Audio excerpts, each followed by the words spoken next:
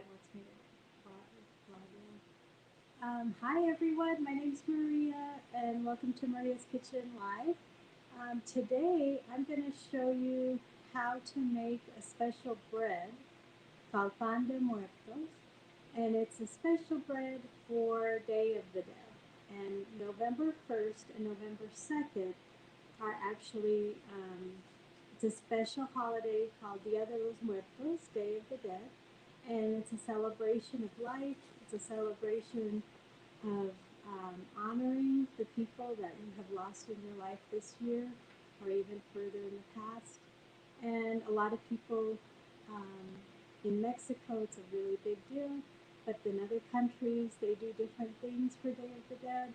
In Guatemala, they fly really big kites that are huge, and they do that type of a celebration. And it's really about just honoring your ancestors and remembering them. And so it's not supposed to be a scary thing, and it is actually, um, thank you, that that's helping me today again. So I just want to talk a little bit about the history of Day of the Dead. What Day of the Dead started out as an Aztec celebration of death. And it was actually a big festival that lasted longer than a month. And it was a really big deal for the Aztecs. And when the Spaniards came and conquered Mexico and they saw the celebration, they actually were probably a bit horrified because I don't know if you knew this, but the Aztecs actually did human sacrifices. And so that was part of, this festival of death. They did do a lot of human sacrifices. So the Spaniards decided that they wanted to change, they actually wanted to get rid of the holiday and try to prevent them from celebrating it. But that didn't work out. And so instead of getting rid of it, they figured out how to change it. And so they changed it for November 1st and November 2nd, which is All Souls Day. And they changed it for that because in the Catholic Church, that's a celebration. And so it eventually worked, and they were able to do this different type of celebration, change it, no more human sacrifices, and just it's evolved over the years. And so one thing that in Mexico that they do, because it's a very big holiday there, is they make sugar skulls. And so these sugar skulls, something like this, we have a video on our website on demand on how to make sugar skulls, and they're actually pretty easy um, to make, so you can look up that if you want.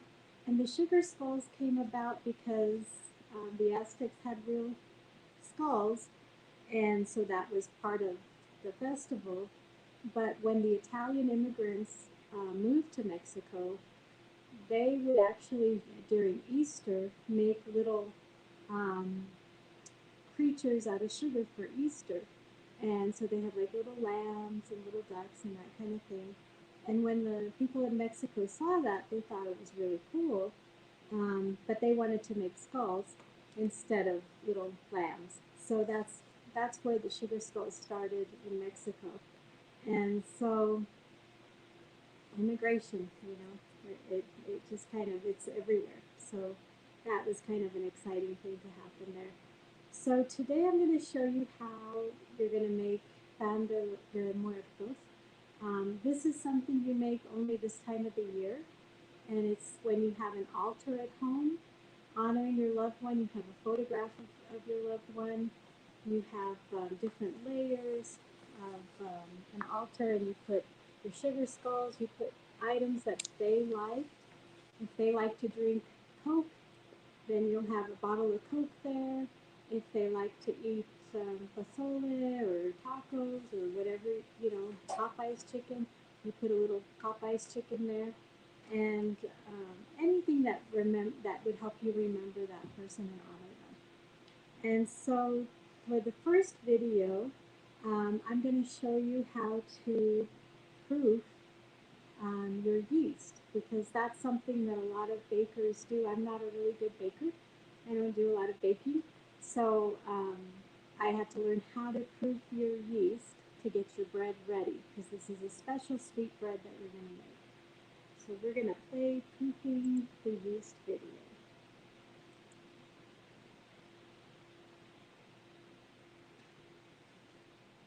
Is it delayed?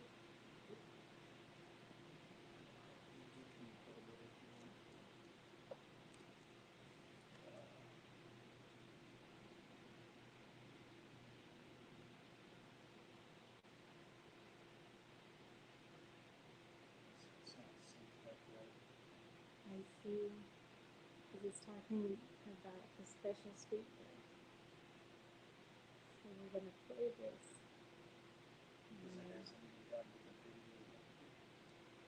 Here it's ready to play. Did you already press play? Yeah. Oh. You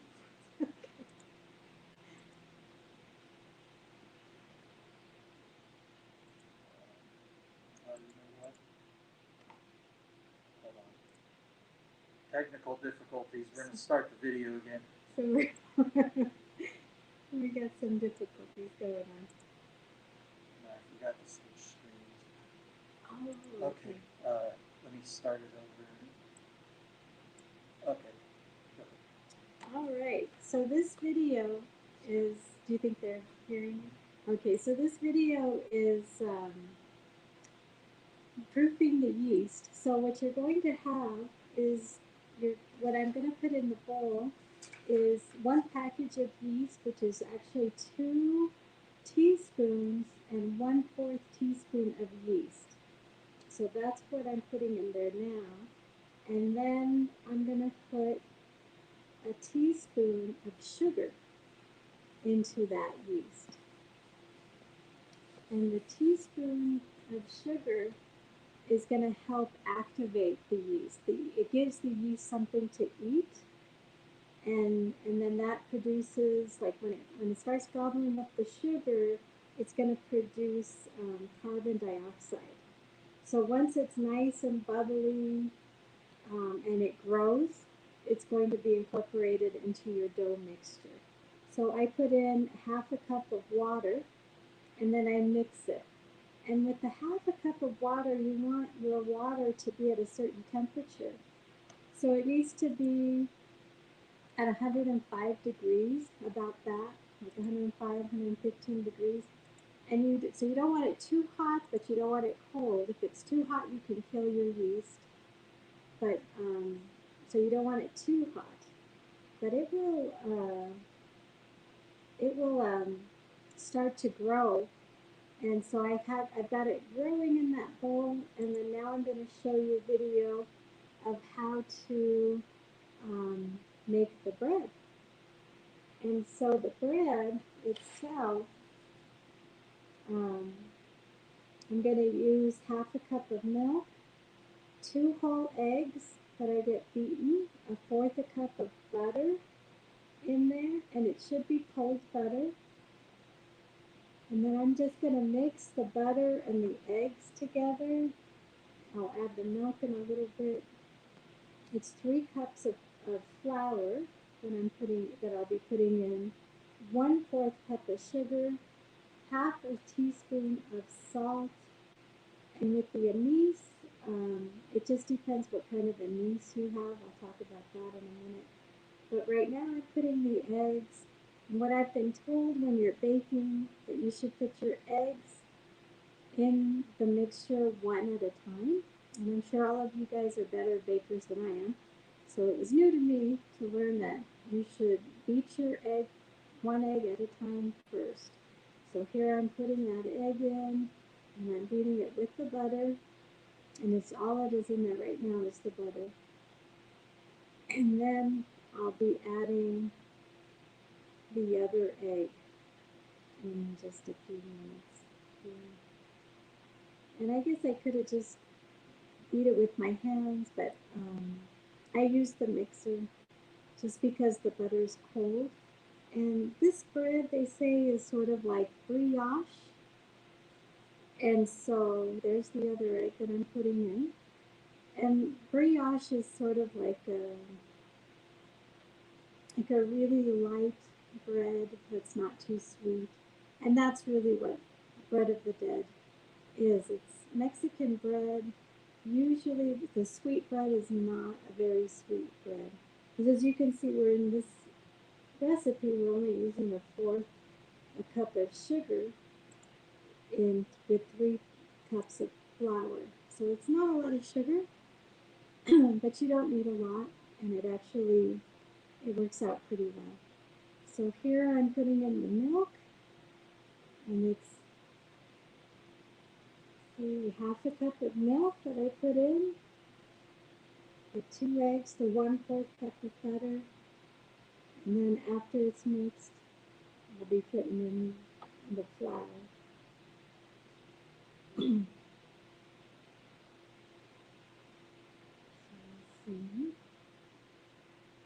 And I'm putting in the extract now.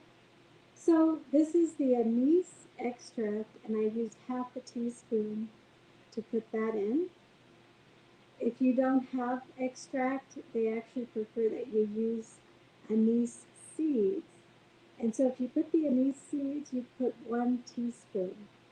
So the extract has a little bit more powerful flavor, so that's why you put less.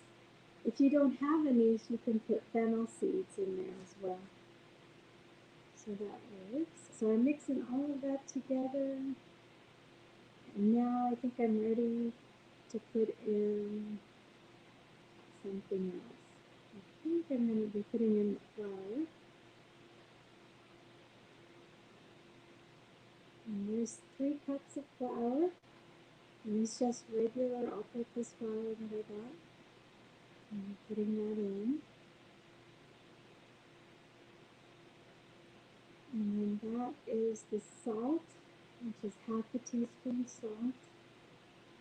And the sugar, which is a 1/4 cup of sugar.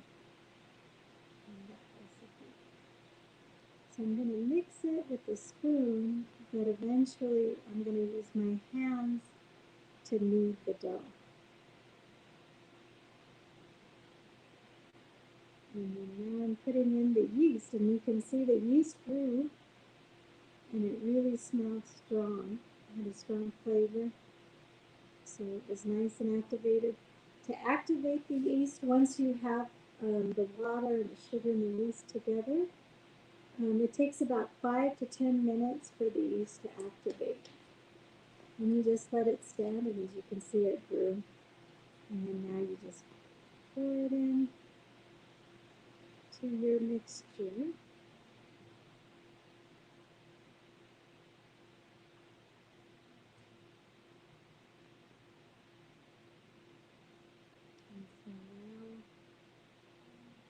And then if your dough gets too dry, what they say to add is more milk. If your dough gets too wet, which is actually what happened to me, mine was a little too wet, so they say just to add more flour to it.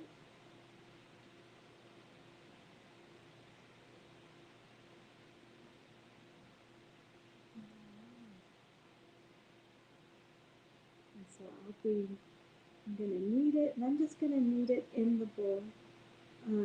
Usually what people do is they get a cutting board and they knead it with some flour on the cutting board. But I just, this dough is so delicate, I just decided to knead it while it was still in the bowl. And it worked out okay. And I'm going to be putting some flour in here soon because it got kind of sticky.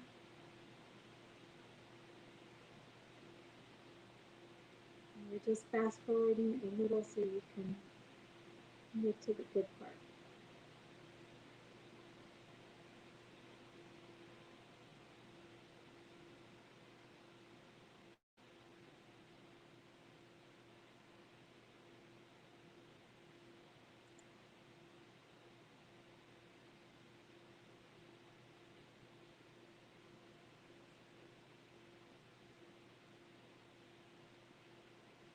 But once you're kneading it, you can really feel, you can still feel the butter in there, and you want to feel that a little bit. And then It's nice and soft. Oh, so I did put more flour in there, but after the flour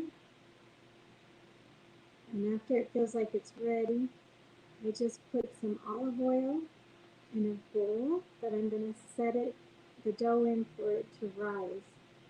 So it's going to rise in that bowl, but you want to cover the entire bowl with oil so that it doesn't stick to it. And it just kind of comes right off. And then the idea is you're going to put it in a warm place and you're going to cover it with a warm, wet cloth to just cover the dough so it can rest. You're going to have the dough rest for like an hour to an hour and a half, and then it will rise, and then we'll show you what it looks like once it's risen in the next video. And in this one, I've got the dough in there, and then now I'm going to I'm just getting a nice cloth and putting it in under some hot water, and then I'm just going to cover it, and then I'm going to put it on my stove, and on my stove, and I'm going to have like the oven warming up. I was actually baking something in the oven at the same time, so it was nice and warm, and I had that on top of the oven. So here I'm getting ready to actually shape the dough. And when you shape the dough for Day of the Dead, and here you can see the dough, it got big, so it's nice and big. And now I'm going to pour it onto my cutting board with flour and scrape out the rest. And I'm going to use some more flour on there, and you're going to knead it a little longer. And what you're going to do is you're going to shape it. So I'm going to show you, and I made 3 little loaves out of that, and I shaped them. And the idea of shaping is where you have like a skull and crossbones. So it's a more traditional shape that I'm going to show you. Although it's not that great, I'm sure your skulls and crossbones are going to look more like the real thing. But mine didn't look all that great. But you get the idea of what it's supposed to. Now, if you go to a bakery, a Mexican bakery, you'll see some really amazing shapes.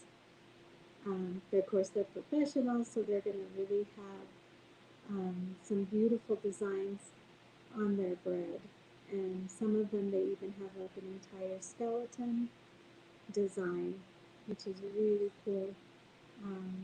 But I'm not really going to show you how to do that because I don't know how to do that. But I just know how to do the basic, where it's just a round loaf with the skull and crossbones. So here I'm kneading it some more. And then after I knead it, I'm going to start cutting it in half. And when I cut it in half, then I'll be cutting it in half again, so in fourths. And it was still a little sticky, so I put some more flour on there. And it's still, to be honest, the dough still felt pretty light, and it was easy to work with. So here I'm pulling it in half, and then now I'm going to pull and make it half of those. So I'm going to do 3 loaves, and the fourth half that I'm going to use as decorations for the skull and crossbone. And I need a little more flour. So you're going to see that I'm going to cut that one in half as well.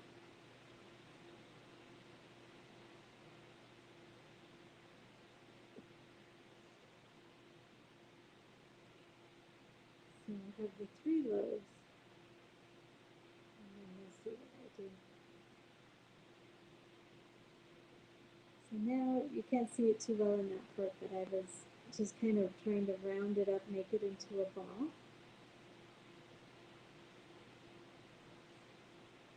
And so I'm going to have 3 little balls.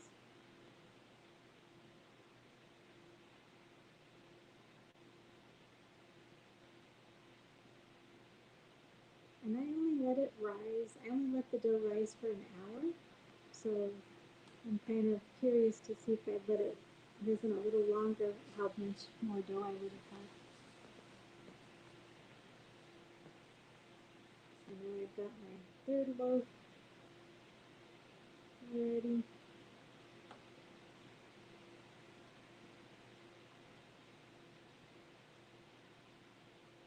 And you want to try to get them nice and round, because after you put the skull and crossbones on there, you're going to have your dough rise again. So I'll show you. And we're just going to fast forward a little bit so that you can see what I mean by the skull and crossbones. This is the type of bread that you're going to eat on November 1st or November 2nd during your celebration of Dia de los Muertos. And you're going to eat it with like a cup of hot chocolate. Or you can eat it with some atole, which is like it's a hot drink made out of corn masa. And that's the traditional way, either hot chocolate or atole. And Mexican hot chocolate is always really good. So I usually try to have it with that. And so you can see I'm tearing up the fourth little ball of dough, and that's the dough that I'm going to use to decorate. So here I'm trying to make the crossbones, and I'm cutting it in half, the strip that I was rolling in my hands, and now I'm going to roll some more. And the idea is this is going to represent bones, and so on top of your bread, you're going to lay that bone on one side.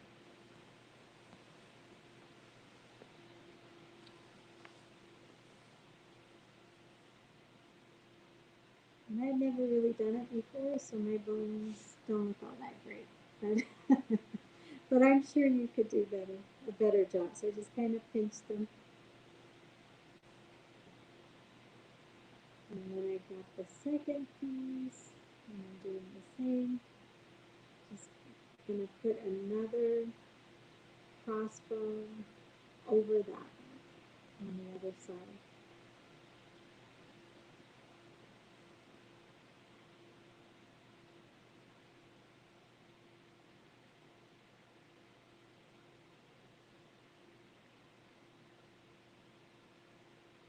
And then I'm putting it on there.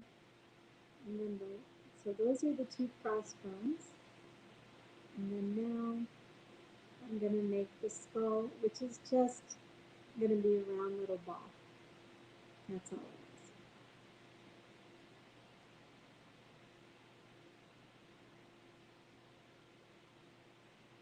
And then I tried to make it look a little bit like a skull, but once it starts baking, you can't control too much of what your shape is going to look like.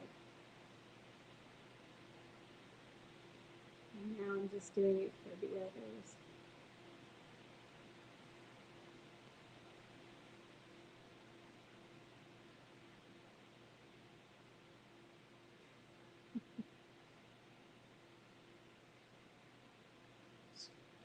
Yeah, let's go ahead and fast forward. We're going to fast forward through there because you kind of have the idea. And I'm sure your bones and skulls will look a lot better than mine.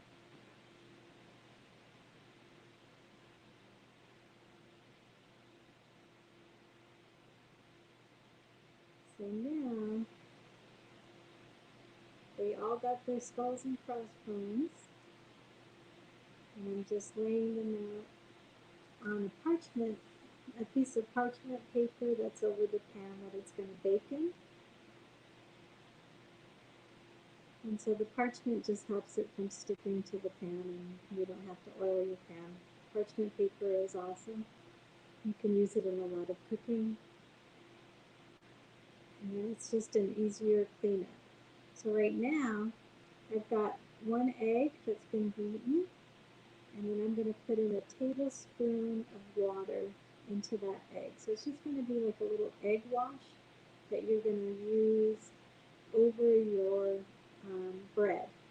And the egg wash does a number of things. It makes it look pretty, but it also um, allows you to add items on top of your bread. So traditionally, um, you can add sugar. You would add sugar on top after you put the egg wash on there. And the sugar can be just regular sugar or it can even be colored sugar. So if you have colored sugar, it looks extra pretty.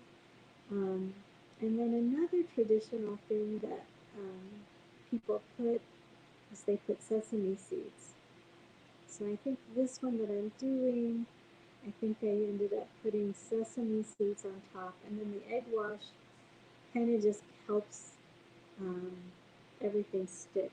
So the sesame seeds will stay on the bread while it's baking and while it's rising. So we've got that done.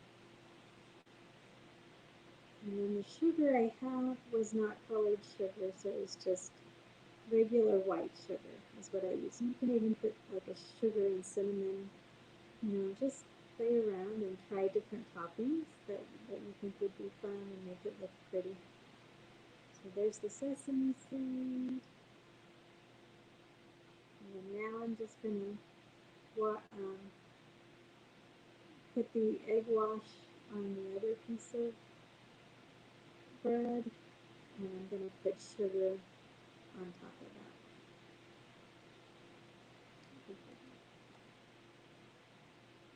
All right.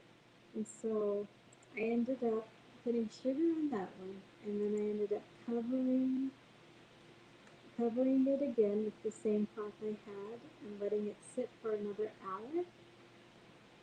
And that way it'll rise again. So I'm going to show you. Oh, so it rose again. And now our next video is just showing you me pulling it out of the oven. So you can still see the sugar on there, even though it's a white sugar and the sesame seeds. So you'll see. And you see they got a lot bigger. So that second rising really makes a difference. So they get a lot bigger for that.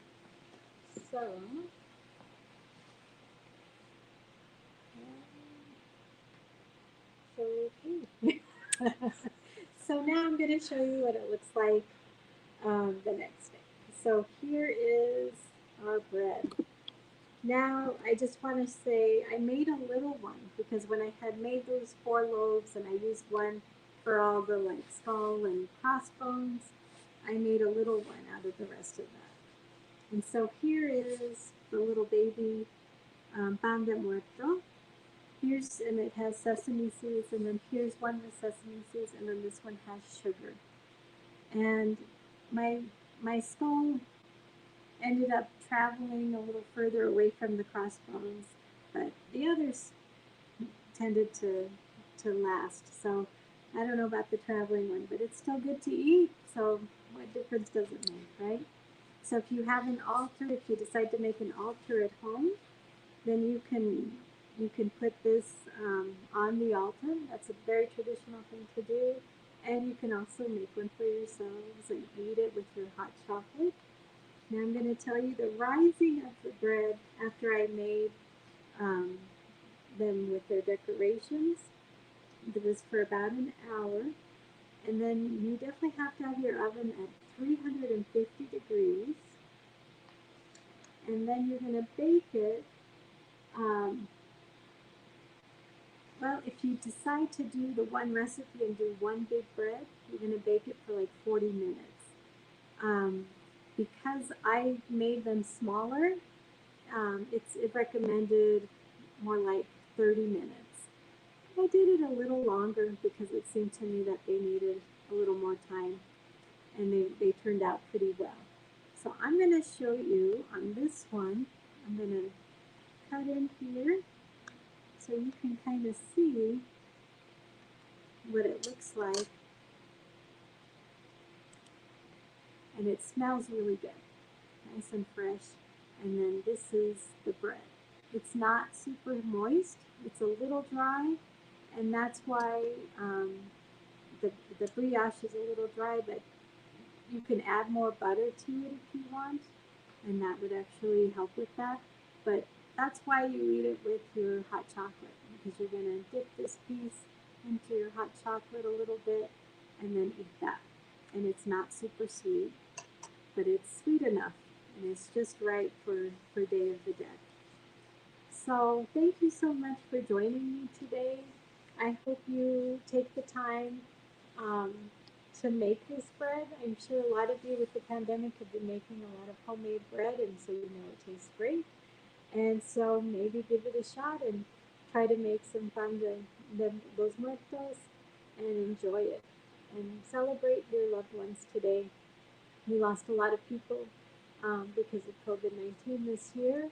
So if you haven't already um, make an altar, try to do something to remember them.